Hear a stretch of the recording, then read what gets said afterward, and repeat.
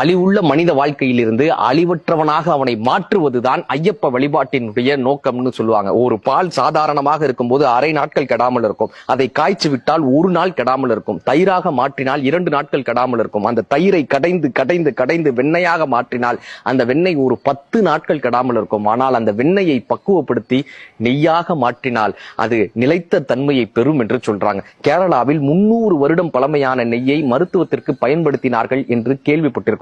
அப்படி அழிவுள்ள மனிதன் விரதங்களின் மூலமாக தன்னை கடைந்து கடைந்து கடைந்து தனக்குள் இருக்கக்கூடிய ஆன்மாவை வெளியே வர செய்து தனக்குள் இருக்கக்கூடிய அந்த நெய்யை வெளியே எடுத்து வந்தானால் அவனால் அழிவுள்ள மனித தன்மையிலிருந்து அழிவற்ற தன்மையை பெற முடியும் என்பதை ஐயப்ப வழிபாடு நமக்கு காட்டுகிறது. அசத்தோமா சத்தியமய, தவசோமா ஜோதிர்த்தமய, மிருத்யோமா அமிர்தம் தமய, ஓம் சாந்தி என்று சொல்லக்கூடிய அழிவுள்ள நிலையிலிருந்து அழிவற்ற நிலைக்கு ஒருவன் வர வேண்டும் என்றால் பாலை கடைந்து உள்ளிருந்து வெண்ணெய் எப்படி வருமோ அதுபோல் பாலுக்குள் இருக்கக்கூடிய நெய்யை போல மனதுக்குள் இருக்கக்கூடிய ஆன்மாவை விரதங்களின் மூலமாக ஒருவன் கடைந்தால் அவன் அழிவற்ற தன்மையை பெறுகிறான் என்பதை காட்டுவதே ஐயப்ப வழிபாட்டின் நோக்கம்.